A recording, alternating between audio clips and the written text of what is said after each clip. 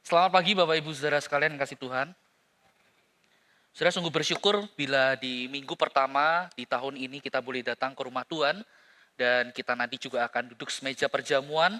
Kita akan mengikuti perjamuan kudus, kita menyadari semua adalah karena anugerah Tuhan. Saudara sekalian kasih Tuhan, jika minggu lalu dalam ibadah eh, penutup tahun yang kita lakukan, Pendeta Ponco merangkum perjalanan kita selama tahun 2025, di mana kita bersama-sama merenungkan satu tema besar, yaitu tentang Injil di dalam kehidupan kita. Nah, saudara izinkan saya memakai waktu sedikit ini untuk memberikan satu gambaran apa yang menjadi journey atau perjalanan perenungan firman Tuhan yang akan kita sama-sama ikuti selama 1 tahun ini, saudara. Nah, saudara sekalian kasih Tuhan, sebagaimana yang kita ketahui, mungkin saudara melihat ada beberapa spot gitu ya, yang seperti yang di depan ini ada tulisan Rise dan sebagainya, itu ya. Mungkin ada yang bertanya, apa sih ini maksudnya? Saudara buka warta, mungkin juga ada tulisan ini. Nah, saudara, gereja kita, sebagaimana yang kita ketahui bersama, saudara, kita merumuskan apa yang menjadi value atau nilai budaya yang ingin kita hidupi, yang ingin kita perjuangkan sebagai satu komunitas gereja. Nah, saudara, kita menyebutnya dengan RISE, ya ini satu akronim yang terdiri dari 4 huruf. R itu berbicara tentang relationship, innovation, servant leader, dan excellent. Yang dirangkum ini membentuk satu kata rise, bangkit ya, bangkit bersama. Nah, saudara, ini yang ingin bersama kita hidupi, kita perjuangkan sebagai satu komunitas. Dan untuk menolong kita memahami, kita mau belajar bagaimana menghidupi nilai-nilai ini, saudara, maka kita akan membahasnya di dalam setiap perenungan firman Tuhan, tiap minggunya. Dan di tahun ini, saudara, bersama-sama kita akan merenungkan satu tema besar, yaitu tema besar kita adalah ini, saudara. Relationship with God. Relasi dengan Allah atau bersama dengan Allah. Nah, saudara, melalui tema besar ini, saudara dan saya akan diajak untuk melihat bahwa yang namanya relasi dengan Tuhan, saudara, itu bukan sekedar aktivitas rohani atau rutinitas keagamaan. Tetapi melalui tema ini, kita akan melihat bahwa yang namanya relasi atau hubungan dengan Tuhan itu dibangun atas dasar anugerah. Bukan usaha kita mencari Tuhan, tetapi atas dasar inisiatif Tuhan yang mencari, yang mendekati, yang memanggil kita sebagai umatnya. Oleh karena itu, saudara, ketika kita melihat hal ini bahwa yang namanya relasi dengan Tuhan itu adalah inisiatif Allah, maka kita tidak boleh berpikir bahwa kalau kita ada di sini sekarang saat ini, itu adalah karena keinginan saya, keputusan saya, pilihan saya. Tidak, saudara. Ketika engkau dan saya, kita ada di sini beribadah kepada Tuhan, kita menyebut diri sebagai anak Tuhan, semua semata adalah karena anugerah Allah yang terlebih dahulu datang pada hidup kita. Dan di sepanjang tahun ini kita akan belajar, saudara, akan hal ini. Ya, akan lebih jelas lagi dari minggu ke minggu bagaimana anugerah Tuhan yang hadir dalam hidup kita. Dan bagaimana seharusnya kita merespon anugerah tersebut dalam kehidupan kita sehari-hari. Nah, saudara, di minggu yang pertama ini, di tahun yang baru, kita akan mengawalinya dengan satu perenungan, satu tema, yaitu Allah yang mencari. Dan kita mau belajar dari kisah seorang pemungut cukai yang bernama Zakheus. Saudara, mari kita buka Alkitab kita. Kita membaca dari Injil Lukas pasal 19 ayat 1 sampai dengan ayat yang ke-10. Kalau saudara tidak membawa Alkitab atau apa, saudara bisa menyimaknya di layar LED. Saya akan bacakan demikian firman Tuhan. Yesus masuk ke kota Yeriko dan berjalan terus melintasi kota itu. Di situ ada seorang bernama Zakheus, kepala pemungut cukai, dan ia seorang yang kaya. Ia berusaha untuk melihat orang apakah Yesus itu, tetapi ia tidak berhasil karena orang banyak sebab badannya pendek. Maka berlarilah ia mendahului orang banyak. lalu memanjat pohon ara untuk melihat Yesus yang akan lewat di situ. Ayat yang kelima. Ketika Yesus sampai ke tempat itu, ia melihat ke atas dan berkata, "Zakeus, segeralah turun, sebab hari ini aku harus menumpang di rumahmu." Lalu Zakeus segera turun dan menerima Yesus dengan sukacita. Tetapi semua orang yang melihat hal itu bersungut-sungut katanya, ia menumpang di rumah orang berdosa. Tetapi Zakeus berdiri dan berkata kepada Tuhan, "Tuhan, setengah dari milikku akan kuberikan kepada orang miskin. Dan sekiranya ada sesuatu yang kuperas dari seseorang, akan kukembalikan 4 kali lipat." Kata Yesus kepadanya, "Hari ini telah terjadi keselamatan kepada rumah ini. Karena orang ini pun anak Abraham. Sebab anak manusia datang untuk mencari dan menyelamatkan yang hilang." Sampai di sini kita membaca firman Tuhan. Nah, saudara sekalian, kasih Tuhan, tidak mungkin bagi seseorang yang hidupnya dijamah oleh anugerah Tuhan yang tidak diubahkan. Saudara setuju? Ketika anugerah Tuhan menghampiri, menjamah kehidupan seseorang, perubahan pasti terjadi. Dan bukan hanya itu, saudara, orang-orang yang ada di sekelilingnya pasti akan merasakan perubahan itu. Nah, saudara, itulah yang terjadi pada Zakeus. Orang yang dulunya dianggap sebagai orang yang hina, najis, tidak layak, bahkan disebut sebagai musuh masyarakat karena pekerjaannya. Namun ketika anugerah Tuhan menjumpai hidupnya, perubahan yang radikal terjadi dalam hidup Zakeus. Dan sadar atau tidak, perubahan itu bukan hasil dari usaha Zakeus, melainkan semata-mata adalah karena anugerah Allah. Karena tidak ada satupun kuasa, usaha manusia yang sanggup mengubah hati seseorang selain daripada Allah itu sendiri. Nah, oleh sebab itu, saudara, untuk kita bisa memahami kisah ini lebih lanjut, apa yang terjadi dalam hidup Zakeus, saya ingin mengajak saudara merenungkan melalui 3 hal ini, saudara. Ini yang menjadi poin kita. Kita akan melihat bagaimana Zakeus adalah orang yang terhilang. Namun meskipun demikian, Yesus mencari yang terhilang.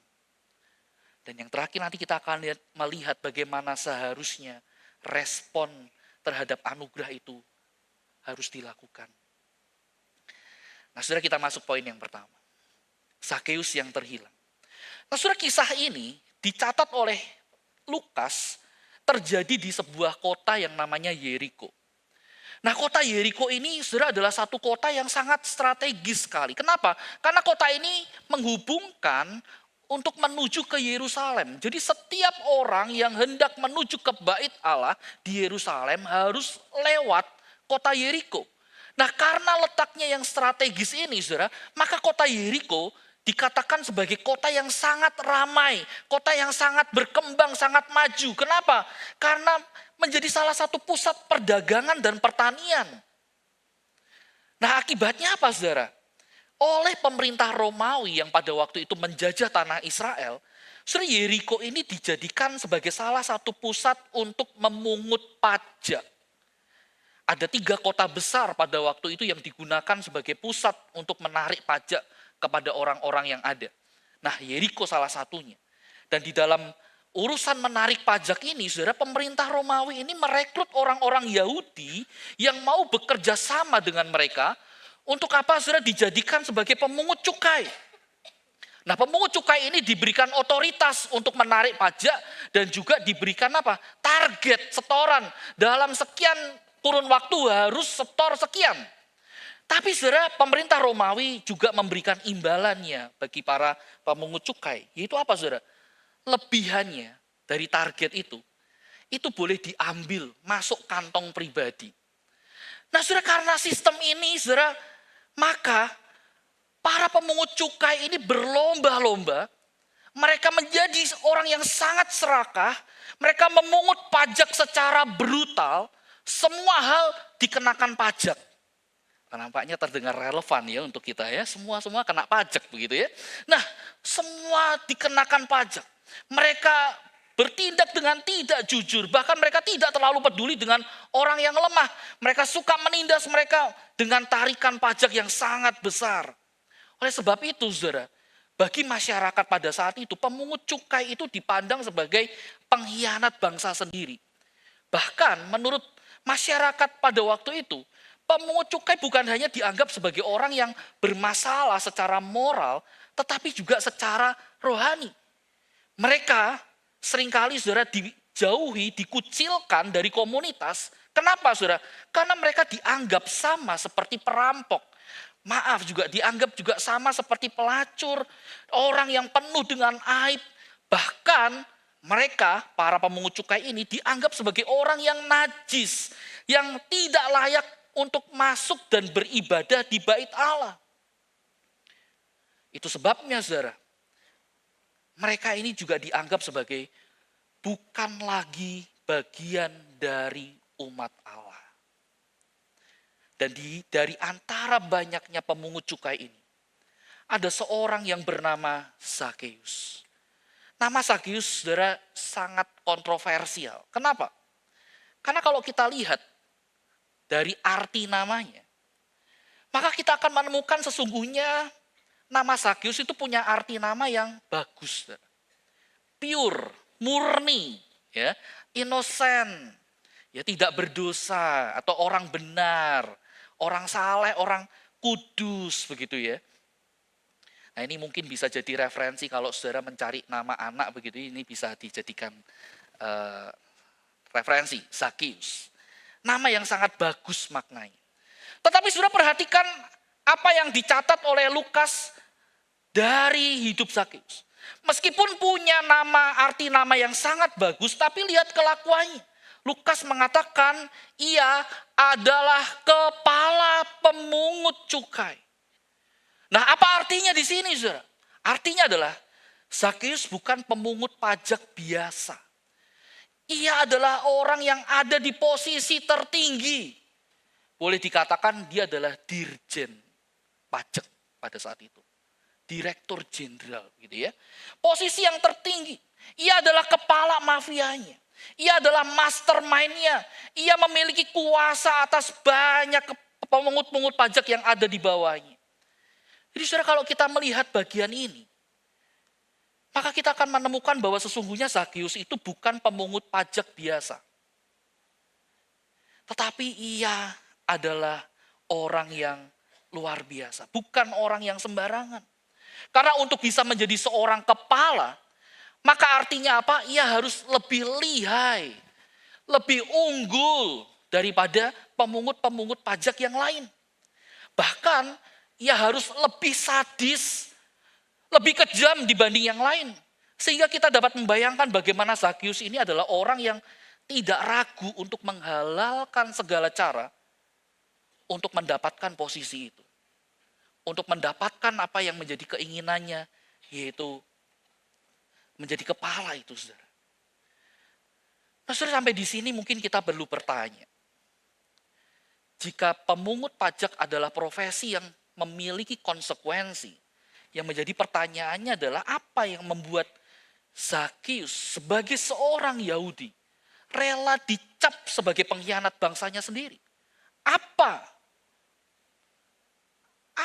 yang membuat Zakeus mau sampai menerima konsekuensi yang demikian?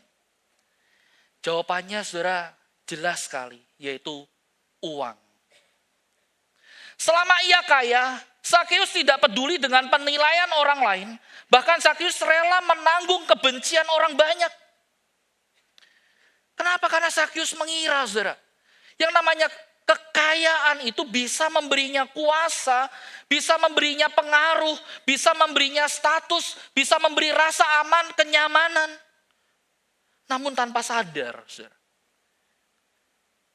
Di sini, saudara, Zakeus jatuh pada yang namanya penyembahan berhala akan uang itu. Uang tidak lagi dipandang sebagai sebuah alat atau sarana, tetapi telah menjadi Tuhan dalam hatinya. Namun saudara, menariknya, Lukas memberikan satu gambaran implisit apa yang terjadi di dalam hati Zakeus. Meskipun ia punya power, ia kaya dikatakan seperti itu. Ternyata dalam hati Zakeus, Zakeus merasa kosong. Jiwanya lapar. Uang yang dia anggap bisa membeli kenyamanan, ternyata tidak bisa membeli kedamaian. Jabatan yang ia pikir bisa mengendalikan banyak orang, tapi justru ternyata seringkali terus membuat gelisah di dalam hati. Ia punya kuasa, tapi tidak pernah sanggup kuasa itu memberikan makna hidupnya. Nah, saudara, disinilah letak tragedi yang terjadi dalam hidup Zakeus. Apa yang ia kejar tidak pernah mengisi jiwanya. Semuanya itu terlalu kecil untuk mengisi kekosongan yang besar yang ada di dalam hatinya. Tepat seperti apa yang dikatakan oleh Blaise Pascal, seorang ilmuwan dan juga teolog. Ya, pengalah menangkap dengan jeli ia menangkap realita ini dan berkata, saudara, ada satu kekosongan dan kehausan berbentuk Allah di dalam hati setiap manusia yang tidak dapat diisi oleh ciptaan apapun selain oleh Allah sendiri. Saudara, di sini kita melihat ketika Allah disingkirkan. Ketika Allah tidak lagi menjadi Tuhan dalam hidup kita, maka tidak ada satupun yang bisa menggantikannya. Nah, saudara, kisah Zakeus menjadi cermin bagimu dan bagiku. Di balik keberhasilan jasmani yang terlihat, sangat mungkin sekali saudara tersembunyi keterhilangan rohani. Saudara, maaf kata, bisa jadi adalah orang yang sangat kaya. Orang yang punya kedudukan, punya power, orang yang punya banyak prestasi, orang yang punya banyak koneksi. Mungkin saudara punya yang namanya keluarga idaman. Tetapi kalau tanpa Tuhan, apa yang saudara cari dalam dunia ini akan tetap memberikan kekosongan dan kehampaan dalam hidup kita. Dan Billy Graham juga memberikan peringatan yang sama bagi setiap orang-orang yang mengejar dunia. Billy Graham dalam bukunya Peace with God, dia mengatakan begini, jika engkau memperoleh seluruh dunia, tetapi kehilangan jiwamu sendiri, engkau telah kehilangan segalanya. Dan Zakeus adalah contoh orang yang menang menurut dunia, tetapi kalah di hadapan Allah. Dunia mungkin menyebut Zakeus sebagai orang yang sukses, orang yang berhasil. Kenapa? Ia kepala loh. Ia bukan kelas bawah, dia kepala. Dan Lukas juga mencatat dia orang yang sangat kaya. Secara dunia, orang seperti Zakeus pasti akan dianggap sebagai orang yang sukses berhasil.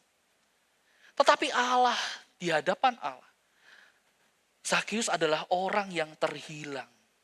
Hidupnya nampak penuh, tetapi sesungguhnya di dalam hatinya sangat kosong. Dan kekosongan itulah saudara yang membuat gelisah hati Zakeus. Yang akhirnya membuat Zakeus, ya mendorong Zakeus untuk mencari tahu orang seperti apakah Yesus itu. Nah, saudara, dorongan ini bukan sekedar rasa pengen tahu, tetapi wujud saudara kerinduan pencarian Zakeus akan harapan. Zakeus sangat mungkin sekali telah mendengar banyak tentang Yesus. Bagaimana Yesus seorang rabi, guru yang luar biasa pada zaman itu, menerima Matius, pemungut cukai seperti dirinya, untuk menjadi muridnya.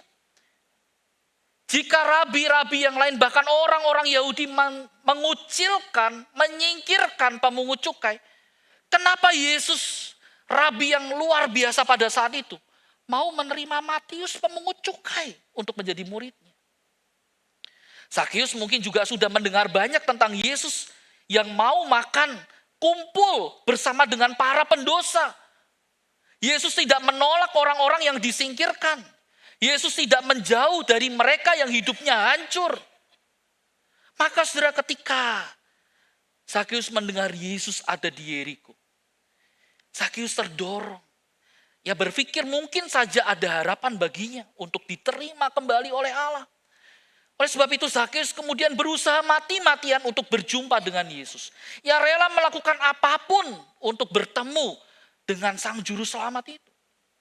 Dan kisah ini saudara adalah kisah yang indah. Karena kisah ini tidak berhenti pada kisah manusia yang gelisah mencari Allah. Tetapi kisah hidup seorang yang dicari oleh Allah dan ditemukan oleh Allah. Oleh karena itu saudara, kita melihat bagian yang kedua. Bagaimana Yesus mencari yang terhilang. Saudara, Lukas mencatat bahwa Zakius berlari mendahului orang banyak lalu memanjat pohon ara untuk melihat Yesus. Catatan ini mungkin ketika kita membaca terdengar biasa saja.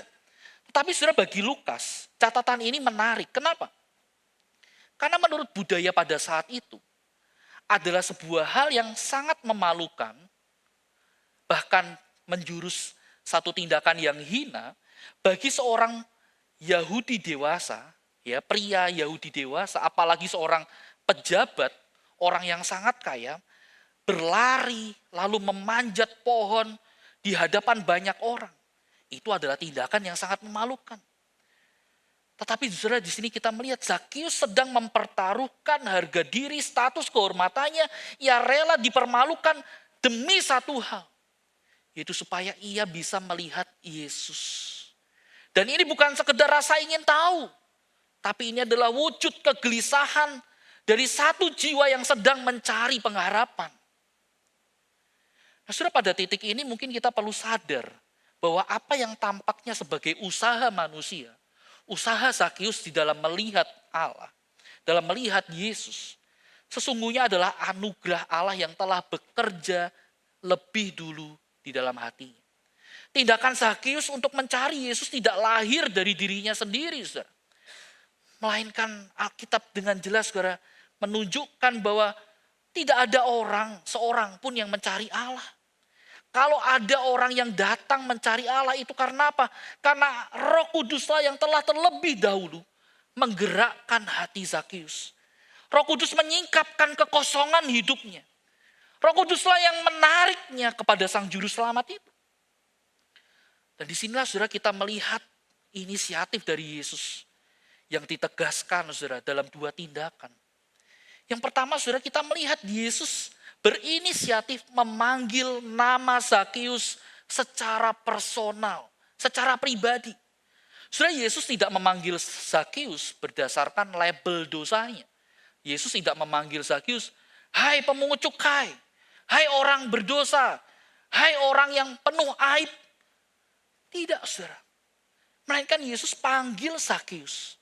Meskipun inilah pertemuan pertama mereka. Mereka belum sempat kenalan. Tapi Yesus tahu namanya. Dan ia panggil namanya secara pribadi. Zakius. Hal ini menunjukkan bagaimana Yesus menerima Zakius meskipun Yesus tahu siapa Zakius sesungguhnya. Bagaimana masa lalunya, bagaimana keserakahannya, bagaimana kejahatannya. Tetapi Yesus mau menerima orang yang berdosa. Dan Yesus tidak hanya berhenti memanggil Zakius. Ia berkata, hari ini aku harus menumpang di rumah. Saudara, bukan Zakius yang mengundang Yesus. Tetapi Yesuslah yang berinisiatif untuk mengundang dirinya masuk ke rumah Zakius. Rumah yang adalah simbol, pusat dari kehidupan seseorang. Tapi di sini kita bisa melihat Yesus ingin masuk di rumah Zakius. Dengan kata lain, saudara, Yesus ingin berkata kepada Zakius, aku ingin masuk ke dalam hidupmu. Aku ingin tinggal dalam hidupmu. Aku ingin berdiam di dalam hatimu. Saudara, ini adalah gambaran anugerah yang mencari.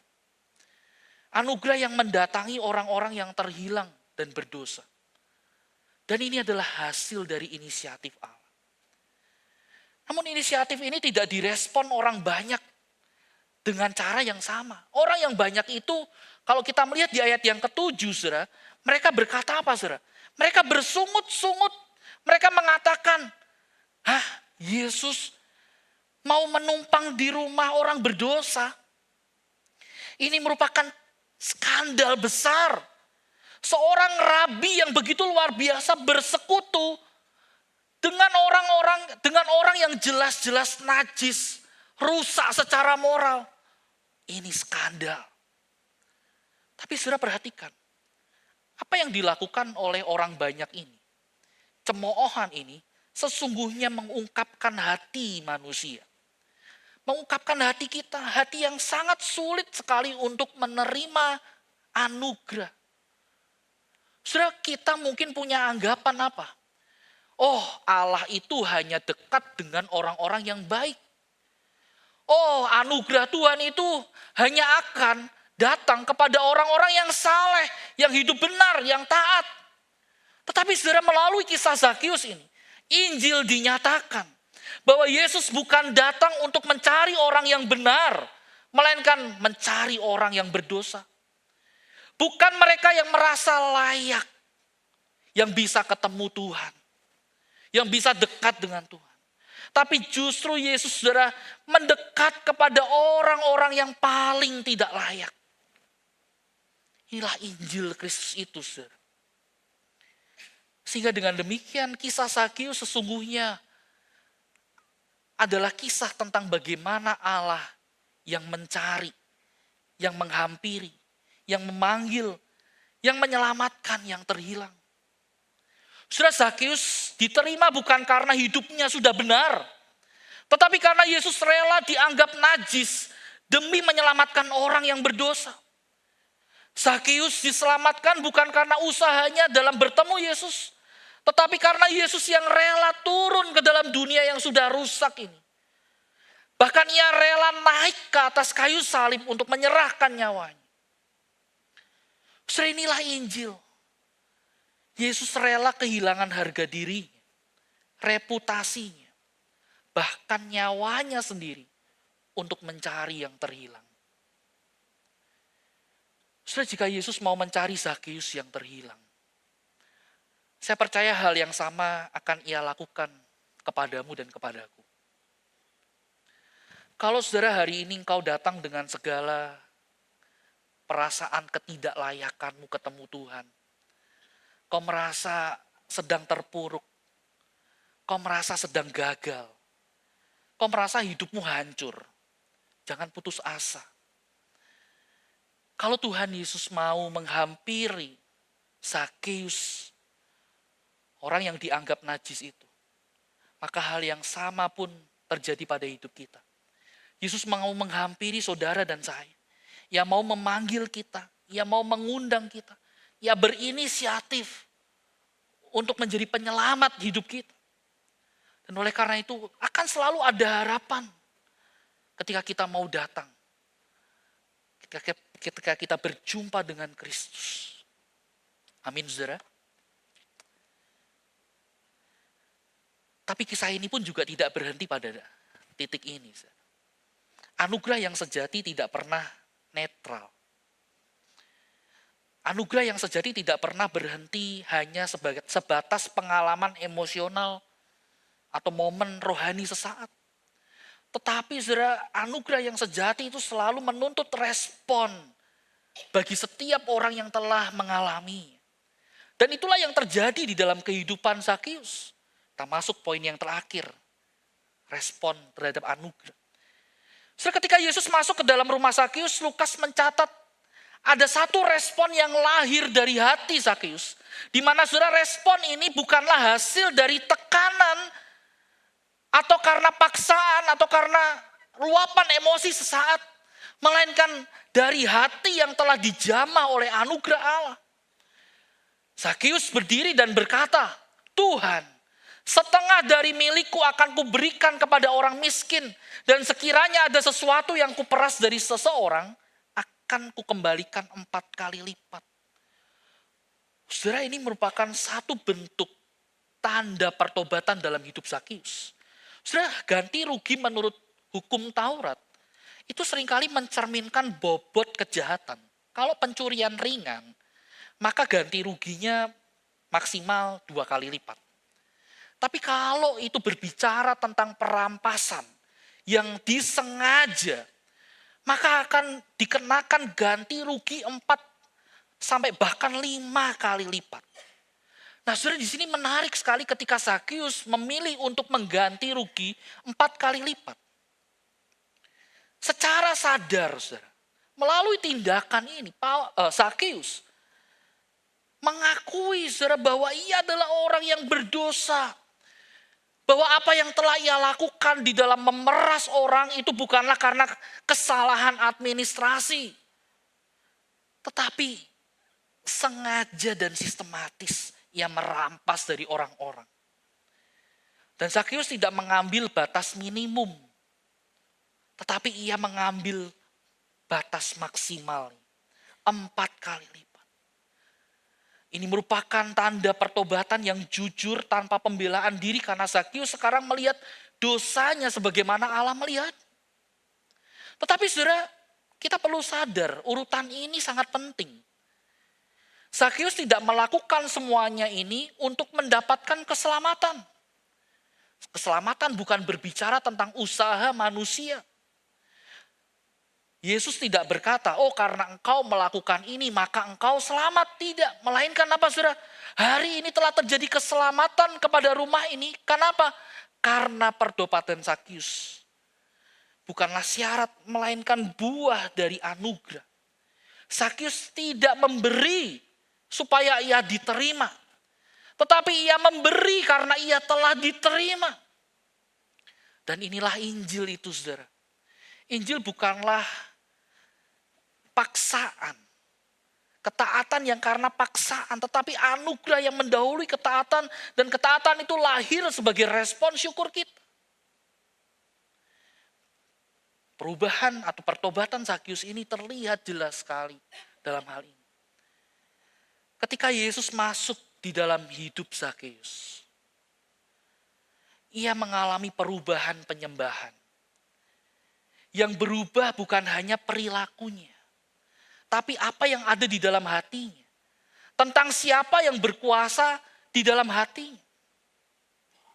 Jika dulu ia menganggap uang adalah segalanya, kini ia melihat bahwa Yesuslah yang adalah segalanya dalam hidup. Saudara sekalian kasih Tuhan, anugerah tidak pernah membuat kita pasif. Tetapi saudara, anugerah selalu menjadikan kita adalah orang-orang yang aktif. Aktif di dalam apa? Menjadikan Tuhan sebagai pusat dalam hidup kita. Membebaskan diri kita, hati kita dari perbudakan berhala-berhala yang mungkin kita masih simpan dalam hati kita. Anugerah bukanlah sebuah hal yang netral. Anugerah tidak pernah netral. Ia selalu menuntut yang namanya perubahan, respon yang terjadi di dalam hidup orang yang mengalaminya. Dan Zakheus menunjukkan hal itu. Dan ini menjadi gambaran untuk kita. Ketika kita berani mengatakan aku adalah orang yang berjumpa dengan anugerah Tuhan, maka itu juga akan menyerang hati kita. Benarkah itu? Apakah itu yang terjadi dalam hidup kita? Saudara sekalian kasih Tuhan, di titik ini kisah Zakheus berbicara langsung dengan apa yang akan kita bersama-sama lakukan, yaitu perjamuan kudus. Ketika kita datang ke meja perjamuan, saudara kita datang bukan sebagai orang-orang yang sudah beres, tetapi kita datang sebagai orang-orang yang terhilang, yang telah ditemukan kembali oleh anugerah Tuhan. Dan undangan ini, saudara, menjadi satu undangan buat kita untuk merenungkan kembali akan siapa yang menjadi Tuhan di dalam hati kita. Akan siapa yang memberikan kita keselamatan yang kekal itu.